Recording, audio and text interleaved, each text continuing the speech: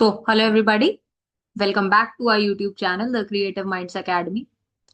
तो आज की जो वीडियो है इसके अंदर हम लोग एक नई unit class 12 unit number 7 genetics and evolution. अब यहाँ पे यूनिट नंबर 7 क्यों लिखा हुआ है?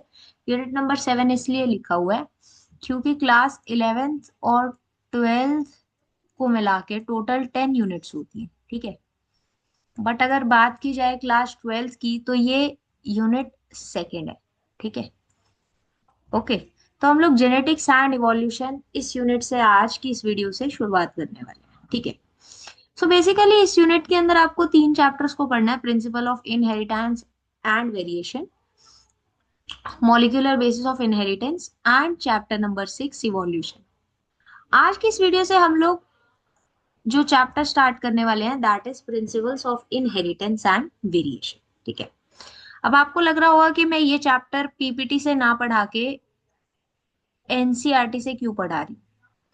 पहले तो एक बात जो मेरे को क्लैरिफाई करनी है दैट इज कि मेरी जो पीपीटीज होती है वो एनसीईआरटी बेस्ड होती है, ठीक है। बट अभी क्या है, हमारे पास में उतना टाइम नहीं बचा है, हम लोग ऑलरेडी नवंबर पे है। तो हम लोग एनसीईआरटी को डिटेल में रिव्यू करेंगे, एक एक पॉइंट को काफी डिटेल में कवर करेंगे ताकि आप लोगों को एनसीईआरटी को पढ़ने में कोई डिफिकल्टी ना फेस करनी, ठीक है। ओके, सो बिना किसी देरी के आज के इस लेक्चर को स्टार्ट कर लेते हैं। एंड ये जो यूनिट है ये बहुत इंपॉर्टेंट है, ठीक है। आपके सीबीएसई पॉइंट ऑफ व्यू से भी काफी इंपॉर्टेंट है एंड आपके कॉम्पिटिटिव एग्जाम्स के पॉइंट ऑफ व्यू से भी काफी इंपॉर्टेंट है। आप कॉम्पिटिटिव एग्जाम्स में आपका नीट भी आता है, सीयूईटी पीजी भी आता है, ठीक है। आइसर का एप्टीट्यूड टेस्ट भी आता है। आईसीएआर रिलेटेड आपने कोई एग्जाम देना है, तो सभी एग्जाम्स के लिए वीडियोस आपके लिए यूजफुल रहेंगे। ये जो पीडीएफ रहेगा, एनोटेटेड पीडीएफ एनसीईआरटी का, आप हमारे टेलीग्राम चैनल जो कि द क्रिएटिव माइंड्स एकेडमी के नाम से है एंड जिसका लिंक आपको वीडियो के डिस्क्रिप्शन बॉक्स में मिल जाएगा, वहां से आप नोट्स को डाउनलोड कर सकते हैं। चलिए स्टार्ट कर लेते हैं। अब ये जो है बेसिकली एक इंट्रोडक्शन है, ठीक है। Okay, so this is an introduction about James Watson and Francis Crick. अभी रिसेंटली क्या हुआ है, जेम्स वॉटसन की डेथ हुई है एट द एज ऑफ 97, ठीक है। तो अभी वॉटसन एंड क्रिक इनका क्या कंट्रीब्यूशन रहा जेनेटिक्स के अंदर, ठीक है, वो सारी बातें हम लोग इस पर्टिकुलर यूनिट के अंदर काफी डिटेल में स्टडी करेंगे, ठीक है। काफी सारी चीजें हम लोग इस पर्टिकुलर चैप्टर में जानेंगे, काफी सारी चीजें हम लोग नेक्स्ट चैप्टर में डिस्कस करेंगे। बट हम काफी सारी चीजें इस पर्टिकुलर यूनिट को जैसे जैसे आगे हम लोग पढ़ेंगे, हम काफी सारी चीजें इस यूनिट के अंदर सीखेंगे। चलिए चैप्टर को स्टार्ट कर लेते हैं। Chapter number 4 of class 12, principles of inheritance and variation. अब इस चैप्टर के अंदर आपको पढ़ना क्या क्या है: Mendel's law of inheritance, inheritance of one gene, inheritance of two gene, sex determination, mutation and genetic disorders. एक एक करके हम लोग हर टॉपिक को स्टार्ट करेंगे या डिस्कस करेंगे, ठीक है। Okay, just a minute. Yes,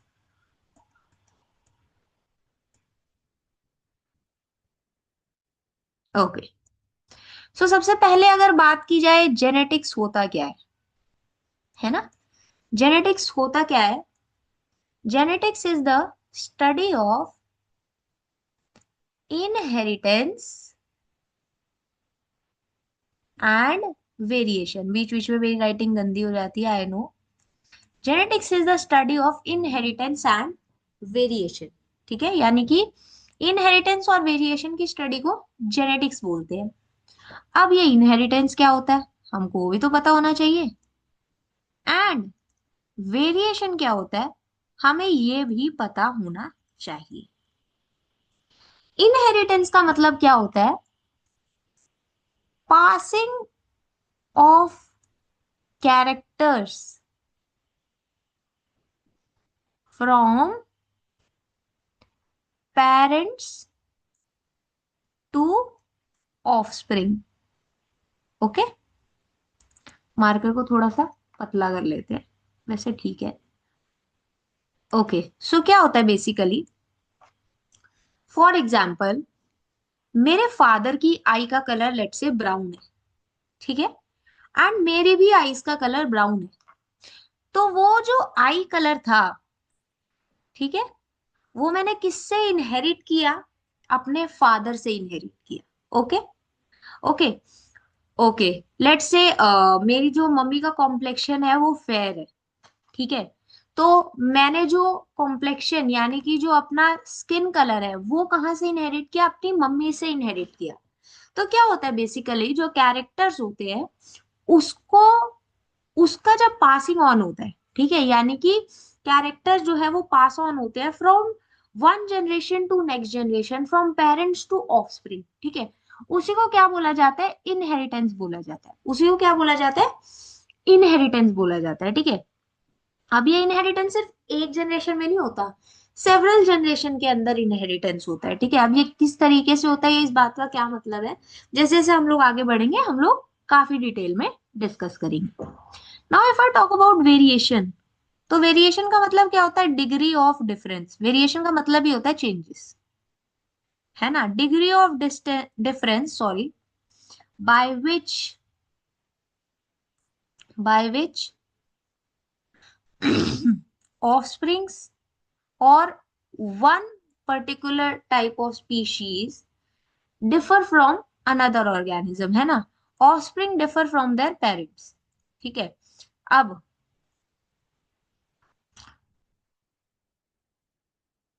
मैं अपने पेरेंट्स के बिल्कुल सेम जैसी नहीं दिखूंगी, ठीक है, अपने पेरेंट्स की जैसी बिल्कुल सेम नहीं दिखूंगी। ऐसा नहीं होगा कि मैं बिल्कुल सेम अपनी मम्मी की तरह दिखूंगी, या ऐसा नहीं होगा कि मैं बिल्कुल सेम अपने फादर की तरह दिखूंगी, ठीक है। मेरी अगर सिस्टर है, ठीक है, तो जरूरी नहीं है कि हम दोनों बिल्कुल एक जैसे दिखेंगे, there are always some differences, ठीक है। सो वो जो डिग्री ऑफ डिफरेंस होता है ना, ठीक है, वो जो डिग्री ऑफ डिफरेंस होता है by which one organism differ from other organism with in the same species also, even in the same family भी क्या हो रहा है ना, डिग्री ऑफ डिफरेंसेस देखने को मिल रहे हैं, ठीक है। मैं बिल्कुल सेम अपने फादर या बिल्कुल सेम अपनी मदर के जैसी नहीं हूँ। मेरी जो सिस्टर है यानी कि मेरे जो सिबलिंग्स होंगे, आप लोगों के जो सिबलिंग्स हैं वो बिल्कुल सेम आपके जैसे नहीं दिखेंगे। ट्विंस वाला केस अलग है, बट वहां पर भी डिग्री ऑफ डिफरेंसेस होते हैं, वहां पर भी वेरिएशन होते हैं, ठीक है। अब वेरिएशन नहीं होंगे तो वो फिर क्लोन्स होते हैं, या वो सब चीजें क्या होती है वो हम लोग बाद में डिस्कस करेंगे। क्लोन्स की जो बात आ जाती है वो हम लोग यहाँ पे नहीं करने वाले हैं, तो इसको हटा देते हैं यहाँ पे। So basically degree of difference जो होता है उसको हम लोग वेरिएशन बोलते हैं। अब जेनेटिक्स के अंदर हम लोग वही स्टडी करते हैं, study of inheritance and variation, यानी किस तरीके से पासिंग ऑन ऑफ कैरेक्टर्स हो रहा है from one generation to next generation और from parents to offspring, and एक पर्टिकुलर ऑर्गेनिज्म या एक पर्टिकुलर इंडिविजुअल दूसरे इंडिविजुअल से किस तरीके से डिफरेंट है, या कितना डिग्री ऑफ डिफरेंस उनके बीच में है, तो वो जब हम लोग स्टडी करते हैं उस पर्टिकुलर ब्रांच को जिसके अंदर उसको स्टडी किया जाता है उसे जेनेटिक्स बोला जाता है। ओके। चलो, आई होप यहाँ तक आपको समझ में आया। ये बेसिकली मैंने आपको जेनेटिक्स के बारे में एक आपको ओवरव्यू दे दिया। नाउ अब हम लोग ये इंट्रोडक्शन की बात करते हैं। अब इसमें कुछ ना बहुत ही सिंपल सिंपल आपसे क्वेश्चन पूछे हुए हैं, हम इंट्रोडक्शन को थोड़ा जल्दी रैप अप करने का कोशिश करेंगे। जो इंपॉर्टेंट पॉइंट्स है उनको हाईलाइट करेंगे, एंड जो कॉमन पॉइंट्स है, बहुत नॉर्मल चीजें लिखी हुई हैं, उनको हम लोग थोड़ा सा जल्दी करेंगे। Have you ever wondered why an elephant always give birth to a baby elephant and not some other animal? Or why a mango seed forms only a mango plant and not any other plant? Okay? हमें पता है ना कि अगर baby elephant है, sorry elephant है, तो वो बेबी एलिफेंट को ही बर्थ देगा। इंसानों के बच्चे इंसान ही होंगे। एक डॉग जो है वो डॉग को ही बर्थ देगा, ठीक है। अच्छा, मैंगो सीड अगर हमने डाला है ना, तो हम लोग वहां पर, या जो ट्री जो ग्रो होगा that will be of mango only, ठीक है, मैंगो का ही ट्री ग्रो होगा, ठीक है। Given that they do, are the offspring identical to their parents? तो क्या आइडेंटिकल होते हैं? अच्छा, अगर बात की जाए प्लांट्स के केस में तो वहां पे आइडेंटिकल हो सकते हैं। क्या एनिमल्स के केस में बिल्कुल आइडेंटिकल होते हैं? There is some degree of differences, ठीक है। और they do they show differences in some of their characteristics? Yes, identical भी हो सकते हैं कुछ पर्टिकुलर टाइप ऑफ ऑर्गेनिज्म या कुछ पर्टिकुलर मोड ऑफ रिप्रोडक्शन के अंदर, एंड डिफरेंसेस भी शो करेंगे, ठीक है। वो डिपेंड करता है कि कौन सा सिचुएशन कंसिडर हो रहा है। Have you ever wondered why sibling sometime look so similar to each other? ठीक है, कई बार क्या होता है ना, भाई बहन या बहन बहन या भाई भाई आपस में बहुत सेम दिखते हैं, ठीक है, and sometime even so different. या कई बार क्या होता है ना कि बोल देते कि अरे तुम दोनों को देख के लगता ही नहीं है कि तुम दोनों भाई बहन हो, ठीक है। सो हर तरीके की सिचुएशन यहाँ पर हो सकती है। There are several related questions and which are dealt with scientifically in the branch of biology which is known as genetics. Okay, अब ये जो जेनेटिक्स होता है, it deals with the inheritance as well as the variation of characters from parents to offspring. अब ये बात हम लोग ऑलरेडी कर चुके हैं। इनहेरिटेंस क्या होता है? It is the process by which characters are passed on from parents to progeny. ये मैंने आपको बता दिया। It is the basis of heredity, very very important point, ठीक है। इनहेरिटेंस जो होता है, it is the basis of heredity. This point is very very, ये आपको नहीं भूलना है। Variation is the degree by which progeny differs from their parents, यानी कि कितना डिग्री ऑफ डिफरेंस देखने को मिल रहा है प्रोजेनी और पेरेंट्स के बीच में, उसको बोला जाता है वेरिएशन, ठीक है, उसको क्या बोला जाता है? Variation. Now humans knew from as early as 8000 to 1000 BC that one of the causes of variation was hidden in sexual reproduction. Very important point. Asexual reproduction के अंदर वेरिएशंस नहीं देखने को मिलेंगी, यानी कि वन ऑफ द कॉजेज जो होगा वेरिएशन का, that is in sexual reproduction. They exploited the variations that were naturally present in the wild population of plants and animals to selectively breed and, just a minute, yes, and select for organisms that possess desirable characters. Okay. For example, through artificial selection and domestication. अब ये क्या है या क्या कहना चाह रहा है अभी हम लोग समझेंगे, ये एग्जाम्पल को पहले हाईलाइट कर लेते हैं। तो artificial selection and domestication from ancestral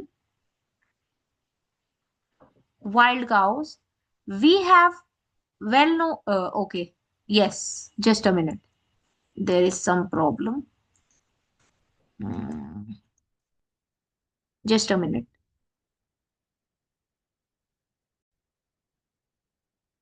okay, so I guess अभी प्रॉब्लम नहीं होगी। या we have well known Indian breeds, example Sahiwal cows in Punjab. Okay, चलो अब ये क्या कहना चाह रहा है उसको अभी हम लोग समझेंगे। We must however recognise that though our ancestors knew about the inheritance of characters and variation, they had very little idea about the scientific basis of these phenomena. Okay, चलो क्या होता है अभी, जब हम लोगों को पता चला कि one of the causes of variation is hidden in sexual reproduction, तो इस चीज को एक्सप्लॉइट किया। We as humans are very selfish, ठीक है, हम अपने फायदे के लिए एक्सप्लॉइटेशन करते हैं डिफरेंट नेचुरल रिसोर्सेस का, ठीक है। तो क्या होता है बेसिकली, वही हम लोगों ने किया, कुछ पर्टिकुलर वाइल्ड स्पीशीज को लेके सिलेक्टिवली ब्रीड करवाया।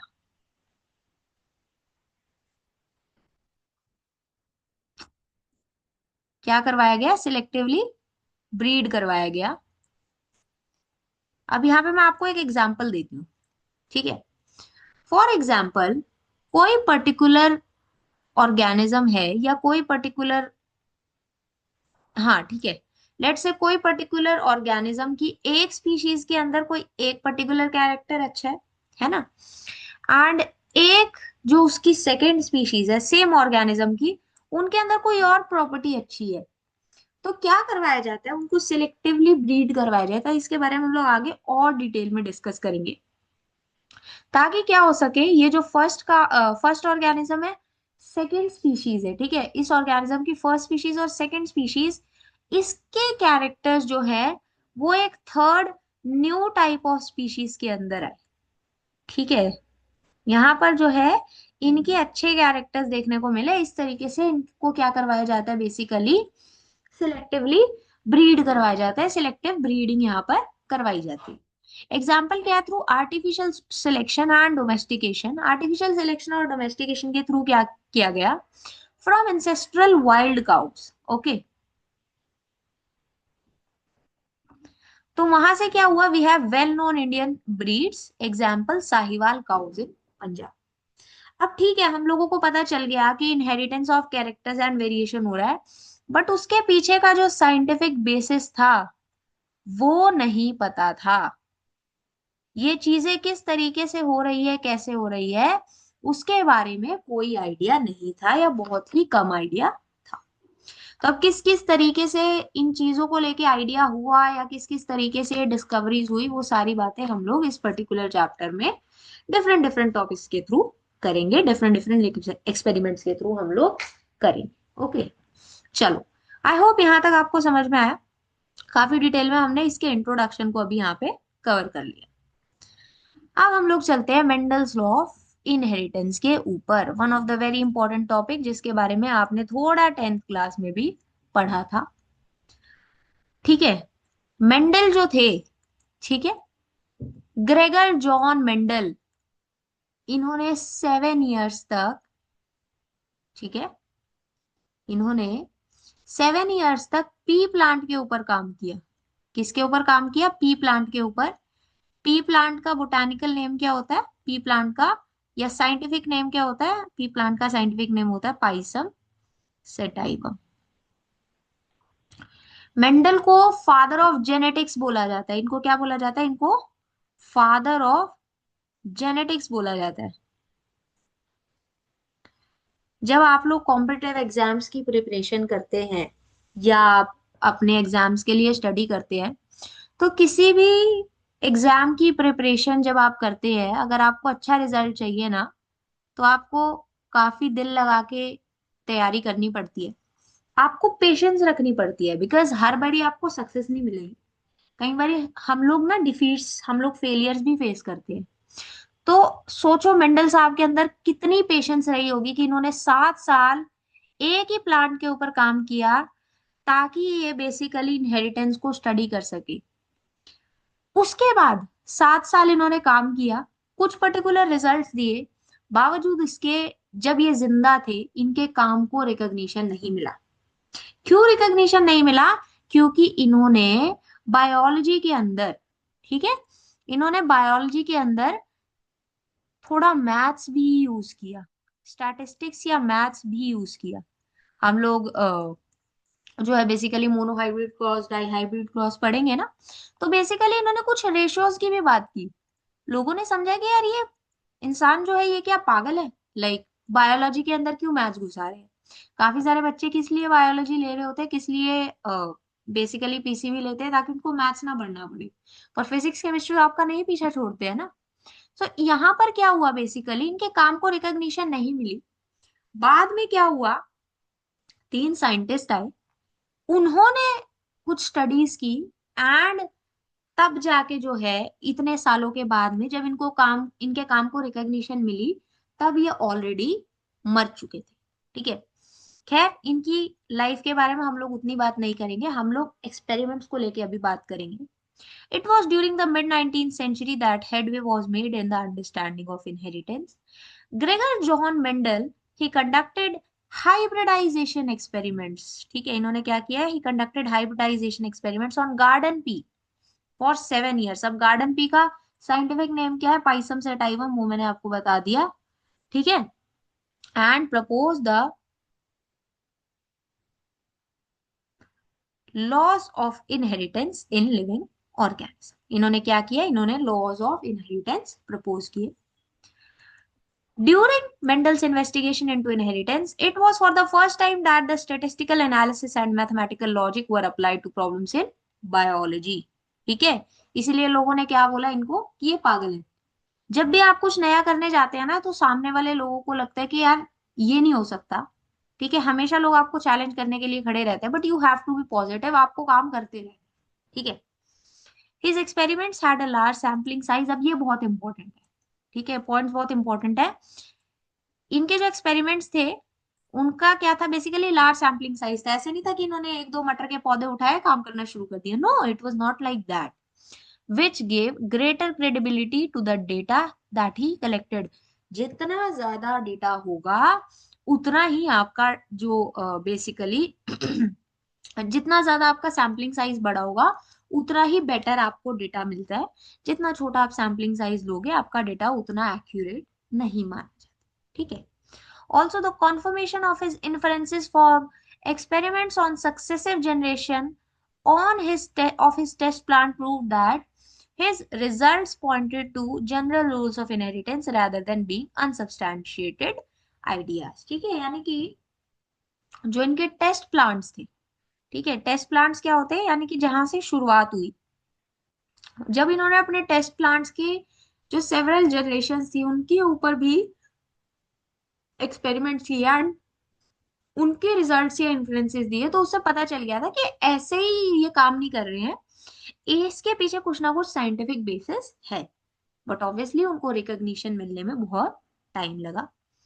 Mendel investigated characters in the garden pea plant that were manifested as two opposing traits. ठीक है, जैसे क्या होता है, हम लोग हाइट ले लें, ठीक है, टॉल ड्वार्फ, अब आप ऐसे नहीं बोल सकते हैं ना कि मीडियम हाइट भी ले लेते हैं, ठीक है, हम लोग यहाँ पे कॉन्ट्रास्टिंग कैरेक्टर्स ही कंसीडर करेंगे। मीडियम क्या है, वो टॉल और ड्वार्फ का मिक्स है, ठीक है, बट हम क्या करेंगे, बेसिकली प्योर कैरेक्टर्स लेंगे जो क्या होंगे, कॉन्ट्रास्टिंग होंगे। ठीक है, तो इन्होंने भी क्या किया, कुछ ऐसे कैरेक्टर्स उठाए गार्डन पी प्लांट के जो कॉन्ट्रास्टिंग थी, ठीक है, ऑपोजिंग ट्रेड्स से। ठीक है, एग्जाम्पल टॉल और ड्वार्फ प्लांट, येलो और green seeds.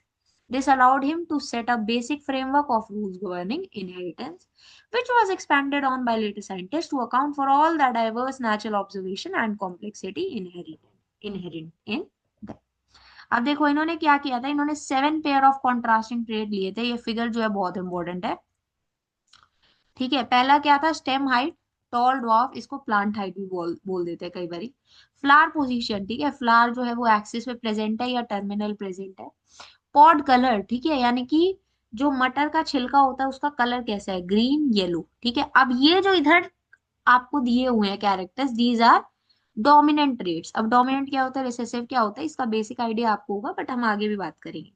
Seed shape round wrinkled, seed colour yellow green, flower colour violet white, pod shape full constricted. कई बार मटर क्या होते हैं, बहुत ही ऐसे पतले से हो रखे होते हैं, पॉड बड़ा खराब सा लग रहा होता है। ठीक है, सो ये जो 7 कैरेक्टर्स थे मेंडल जी ने ली। ठीक है, now Mendel conducted such artificial pollination or cross pollination experiments using several true breeding pea lines। अब ट्रू ब्रीडिंग पी लाइन्स क्या होती है, a true breeding P line, sorry, a true breeding line is the one having undergone continuous self pollination, shows stable trait inheritance and expression for several generation। अब समझो इस बात को, यहाँ पे उन्होंने पहली बात तो क्या किया, उन्होंने जो आर्टिफिशियली पॉलिनेशन यहाँ पे करवाई थी, आर्टिफिशियल पॉलिनेशन क्रॉस पॉलिनेशन करवाई, वो इन्होंने करवाई थी ट्रू ब्रीडिंग लाइंस के बीच। क्या होता है देखो, क्या किया जाता है बेसिकली, जब आप एक पर्टिकुलर प्लांट के अंदर कंटिन्यूअसली सेल्फ पॉलिनेशन करवाते हो, ठीक है, आप क्या करवाते हो, कंटिन्यूअसली जब सेल्फ पॉलिनेशन करवाते हो, तो उस टाइम पे वहां पर क्या होता है, वो जो पर्टिकुलर ट्रेट है वो उस पर्टिकुलर प्लांट के अंदर फॉर सेवरल जनरेशन क्या हो जाता है, स्टेबल हो जाता है। वो पर्टिकुलर ट्रेट क्या हो जाता है, स्टेबल हो जाता है। लेट्स से फॉर एग्जांपल आपने टॉल प्लांट के अंदर, ठीक है, टॉल पी प्लांट के अंदर कंटिन्यूअसली सेल्फ पॉलिनेशन करवाया, बार बार बार बार बार बार उनको पॉलिनेट करवा दिया। मेरे लैपटॉप में कुछ प्रॉब्लम है, ये बार बार इसलिए हो जाता है। टॉल प्लांट के अंदर आप कंटिन्यूअसली क्या करवाए जा रहे हो, सेल्फ पॉलिनेशन कराए जा रहे हो, कराए जा रहे हो, कराए जा रहे हो। तो एक पॉइंट ऑफ टाइम के बाद में आफ्टर सेवरल जनरेशन ये जो टॉल कैरेक्टर है, ये जो स्टेम हाइट का कैरेक्टर है टॉल प्लांट का, ये क्या हो जाएगा, वहां पर फिक्स हो जाएगा। ठीक है, यानी कि वहां पर स्टेबल ट्रेट इनहेरिटेंस होगी। अब कैरेक्टर जो पास ऑन होंगे वो वही वाले कैरेक्टर्स होंगे। ठीक है, कैरेक्टर ये वाला कैरेक्टर उस प्लांट में वेरी नहीं कर रहा है जब, ठीक है, तो यही कैरेक्टर क्या कर रहा है, वो सेवरल जनरेशन के अंदर एक्सप्रेस करता है। ठीक है, उनको क्या बोला जाता है, ट्रू ब्रीडिंग लाइन बोला जाता है। Now Mendel selected 14 true breeding pea plant varieties. अब यहाँ पे 14 true breeding pea plant varieties क्यों बोला होता है, हुआ है मैं बताती हूँ। क्या किया गया, 14 true breeding pea plant varieties ली गई। देखो, अगर हाइट की बात कर रही है तो हाइट के लिए वो क्या करेंगे, एक कैरेक्टर जो फिक्स करेंगे वो टॉल करेंगे एंड एक क्या करेंगे, ड्वार्फ करेंगे। पॉड कलर के लिए अगर वो फिक्स करेंगे तो क्या करेंगे, एक ग्रीन करेंगे, एक येलो करेंगे। तो बेसिकली एक पर्टिकुलर कैरेक्टर अगर वो ले रहे हैं तो उसके लिए उनको दो ऑपोजिंग ट्रेड्स चाहिए। तो उन्होंने 14 true breeding pea plant varieties ली थी, ठीक है, एज पेयर्स, ठीक है। यानी कि इनका pair which were similar except for one character with contrasting traits, यानी कि उनके अंदर क्या थे, बाकी कैरेक्टर्स सिमिलर थे, एक ट्रेड के अंदर वो जो थी, वो वैरायटीज जो थी वो क्या कर रही थी, दूसरी वैरायटी से डिफर कर, ठीक है। Now okay, just a minute, या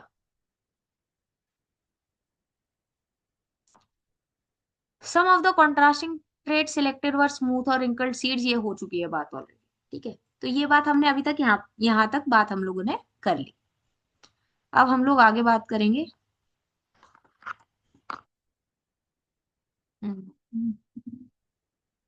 यस, सो ये टेबल भी यहाँ पे दिया हुआ, contrasting traits studied by Mendel in pea, ठीक है। ओके, सो यहाँ पे कैरेक्टर्स कौन कौन से, स्टेम हाइट, टॉल, ड्वार्फ। इधर पे जो कैरेक्टर्स लिखे हुए हैं दोज आर डोमिनेंट, ये जो है ये रिसेसिव है, ठीक है। Flower colour violet white, flower position axial terminal, pod colour, seed colour, ये बात हम लोग ऑलरेडी कर चुके हैं, ठीक है। सो आज की वीडियो के अंदर हम लोग इतना ही कवर करेंगे, ठीक है। नेक्स्ट जो वीडियो आएगी वो हम थोड़ा सा बड़ा करेंगे। आज थोड़ा मेरे लैपटॉप में प्रॉब्लम हो रखी है, आई डोंट नो व्हाई, ठीक है। ओके, सो आई होप यहाँ तक आपको समझ में आया, हमने काफी बेसिक बातें आज की इस वीडियो के अंदर की है। नोट्स आप हमारे टेलीग्राम चैनल जो कि द क्रिएटिव माइंड्स एकेडमी के नाम से है, वहां से आप डाउनलोड कर सकते हैं। अगर आपको कोई भी डाउट है then please post your doubts in the comment section. अगर आपको वीडियो अच्छी लगी हो then please like the video, do share it with your friends, and अगर आपने अभी तक हमारे यूट्यूब चैनल को नहीं सब्सक्राइब किया है then please do support us by subscribing to our YouTube channel. We will meet you with a next interesting video. Till then, keep learning.